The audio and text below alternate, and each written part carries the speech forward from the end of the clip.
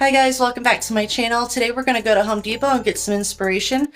We are looking at our kitchen cabinetry today, and I thought it would be a good day to talk about some ways to save money if you're doing a custom kitchen. And I wanted to share some tips and tricks with you guys. A lot of people that have 10-foot ceilings will go all the way up, and I will tell you, anything that's in one piece, a 96-inch panel that has to be increased over 96 inches is going to really be expensive. Not only are you paying for the increased charge of the panel, you are paying for no seam charges because you don't want a seam on your oversized panel, and then you're paying oversized shipping charges. So anything that's over 96 is going to be really expensive, so that will blow your budget. There are some tricks to do that. If you have a tall cabinet and you want to go over 96-inch high, you can put a wall cabinet on top of that and you would still see a seam. In order to avoid that look, you can be intentional about it and get a piece of trim molding or a piece of filler and put it in between so it looks like it's stacked. That will save you a lot more money. Yes, you're still paying for another box, but paying for another box may not be as expensive as buying oversized pieces, because then you would need one on the cabinet, the trim on the sides. You know, if you're making a surround of things, if you're mimicking it on the other side, then you got to do that twice. Anything oversized is going to blow your budget. Try to think of other ways to do that. If you really enjoy the look of really tall cabinets, then yeah, go for it. But that is going to be an expense, and don't expect not to pay that extra charge. You can always go for taller crown. If you're under construction, you can bring the soffit down. Another big thing is this cabinetry has channeling.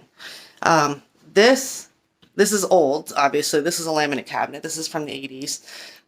But nowadays people are still doing channeling, and channeling does add money because you have to modify the door, and then you have to buy the channeling, you have to buy the tool, the clip, or whatever they're called for it. In some cases they're aluminum now, so you'll have to get a capped end. You know, there's more modern ways of doing this now, but this is a wood one that we've painted. A lot of times they do aluminum now, and you can get all different colors of, you know, of your metal. You just got to pick the channeling that you want. You can also do them like on drawer stacks. I don't have a drawer stack, but what you would do is you can share a channel between the top and bottom drawer, and that's a nice detail. And then sometimes you can have the channeling attached to the cabinet all the way across, so you still just need to modify the door, but the channeling will go all the way across. This that's a nice detail, but when you're doing something like channeling, that's going to add money to your cabinetry because you're modifying the cabinet. You're buying the channeling, you're buying the you're paying for the attach fee. That's going to be more expensive than buying hardware and drilling for hardware. And obviously hardware can be expensive too, depends on what you pick.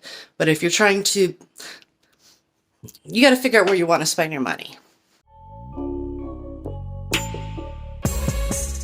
Anything that's curved is going to be 3 to 5 times more expensive.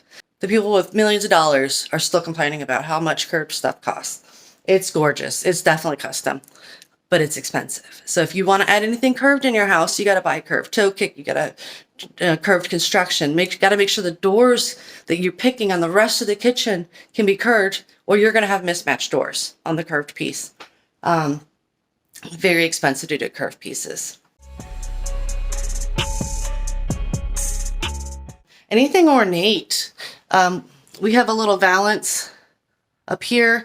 That's just a plain little valance. It's a regular piece of trim. That's not so bad.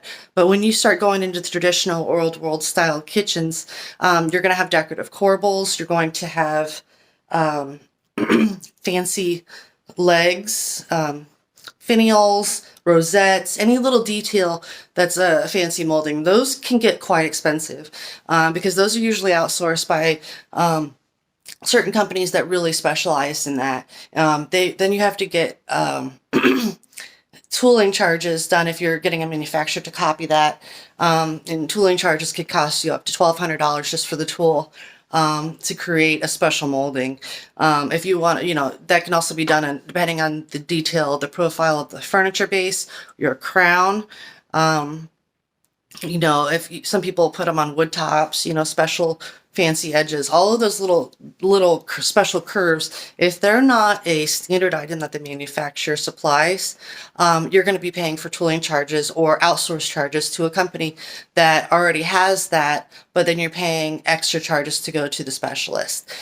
Those are going to cost you money. If those are the things that you want to spend money on, that's fantastic because if it gives you that look, but don't be surprised when you see the price go up, because those are the things that really do add money. If you're doing a custom kitchen, always, in order to save money, use stock sizes. Stock sizes are standard sizes. They come 12, 15, 18, 21, 24, 27, 30, 33, 36, 42, 45, 48 for walls and bases. Some drawer stacks won't go that big. If you can get them bigger, you have to oversize them, but then you have to put heavy duty guides on them. Maybe taller drawer boxes, those add charges. Anything that you can do that's standard, that's not increasing a charge. If you go to, okay, 12 inch deep cabinets here. 12 to 13 is usually good for the plate size that you have in there. You shouldn't go smaller than 12 or 13 inches. If you're not putting plates in there. You're just going to use something shallow like pantry style for cans or something, or just cups. But you don't ever want to go smaller than a 12 or 13 in a wall cabinet. But if you're going to a 15 or 18 deep wall cabinet or a 24-inch deep wall cabinet over your fridge, then you're going to have increased depth charges. I would recommend doing your 24-inch deep over your fridge. I'm not sure if it's necessary to do it over your wall cabinets unless you're trying to match something, but those charges will add money to your cabinet. If it's not necessary, save the money there. If it is, then pick where you're going to save money somewhere else. Or if you want to splurge, it's all up to you. But standard sizes versus increased sizes.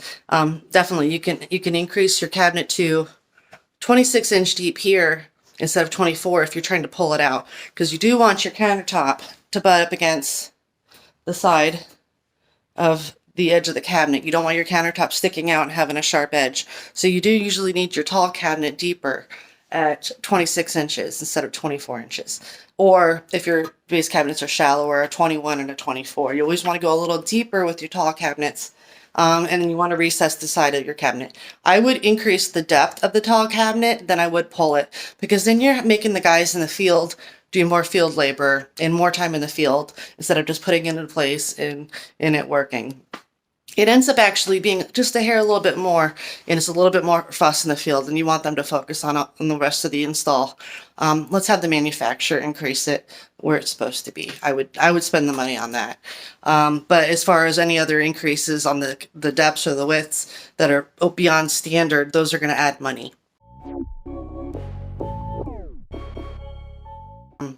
Obviously adding drawers. So let's go to Home Depot and get some more inspiration for our kitchen, and let's see what we can find today. Let's go. What is going on here? This is ridiculous.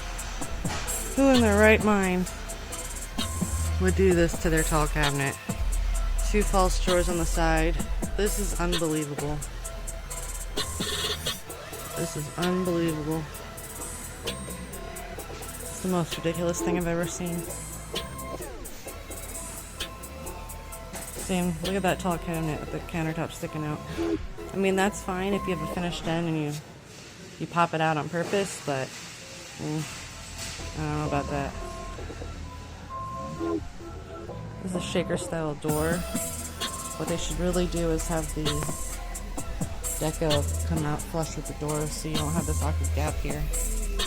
See, this is definitely not a custom cabinet. Custom cabinetry pays attention to details like that. Well, that's kind of nice. It's very useful. I like that. It's still a little weird looking, but it's useful. And we got pull-out cabinet for your spices or oils. That's a nice detail. This is really cool. I do like that detail. It's a good use of a space if you just have a filler gap. It's kind of nice. Soft close, I see that. You got some rollouts down here. This is a very interesting rollout. I have not seen that before.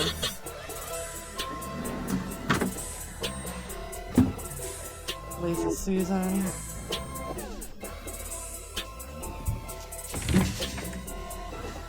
Corner cabinet. When you have oversized doors, you need to put door straighteners on them, or you can add these rails.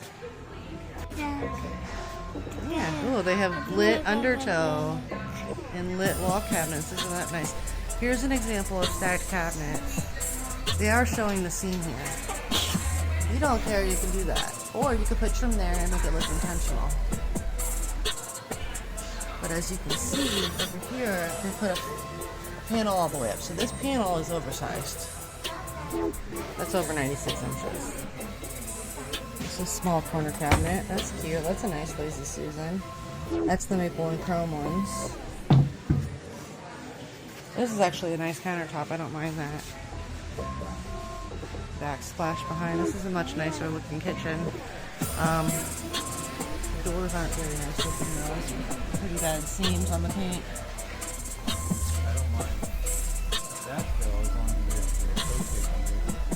Yeah, there's usually toe kick under it. It's just that back. It's not completely open.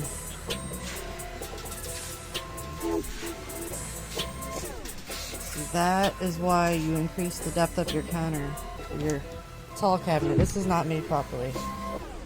Then you have an exposed, uncut side countertop. You're supposed to increase the depth and resist the toe and have this compass. Hi, we are back from Home Depot, and I didn't have much luck. They didn't have all the basic sizes there. They did have a bunch of stuff in the uppers, but you couldn't tell what size they were. I think our next step is to go online and see what our options are. They only had like a white laminate, and we would prefer, if we were going to do something stock and basic, that we would just go with the natural wood.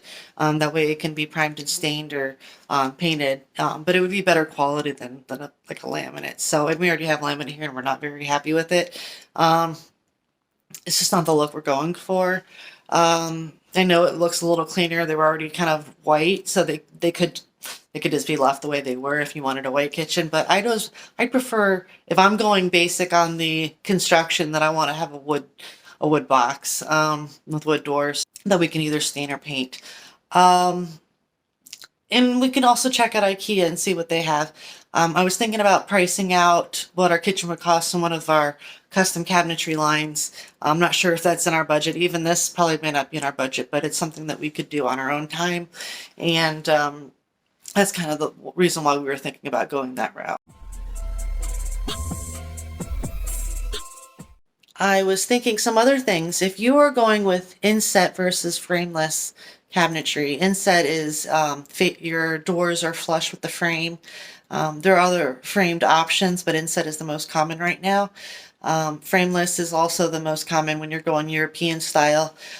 Inset generally does cost you more money, and then you have to think about combining cabinets. In order for inset to really have that inset look, cabinets are combined, which means they share the same style.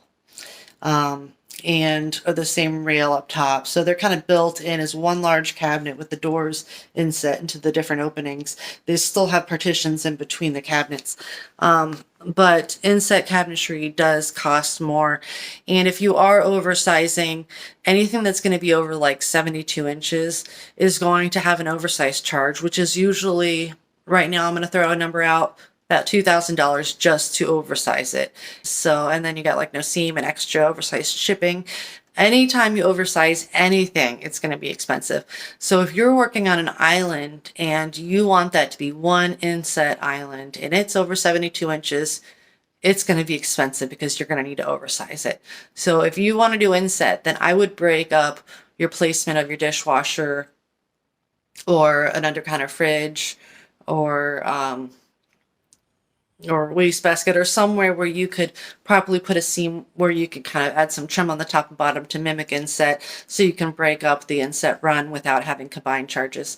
Honestly, anything that's combined is going to cost you more. Anything oversized is going to cost you more. So think about these things when you're planning and daydreaming about your future kitchen remodel. Obviously, anything custom is going to be gorgeous, but do think that it's going to add you money. So if you're thinking about pricing a kitchen, getting one quoted, I would start with your base design. What's the base thing? And before you get sticker shock, figure out where you are base, and then figure out where you want to spend money. You want to spend it on other things that are not cabinetry. Would you rather have a nicer countertop and backsplash? You want to pay expensive hardware pieces. If you want to get panel ready appliances, or if you would rather save money and just have your stainless steel appliances and spend more money on the cabinetry. So really figure out where you want to spend your money. A lot of people come in and they have this grand scheme and they freak out, and then we have to break everything out, and then they end up a little more disappointed because they're taking stuff away. I would start the other way around. I would start with your base and go up and see what you can add if you're willing to spend more money for a couple extra luxuries. And a lot of times we do the really expensive designs and we have to break them out, and we call them value engineer it, because we have to figure out how we can create this look and simplify the design. And a lot of times it's basic. You can still have your oversized cabinets, but we'll add trim and we'll do it a little differently. There's a lot you can still do to get the look you want. Really just, weigh all your options and see what's important to you. But anywho, thanks for joining me on this journey today, talking all things cabinetry and my inspiration design goals of my own kitchen. And we'll see where this takes us. So we'll come back to this another day, and for now, we'll keep this in our memory banks and start making some plans. And I don't know, we'll see where it goes. So anyways, thanks for joining me. Have a good day.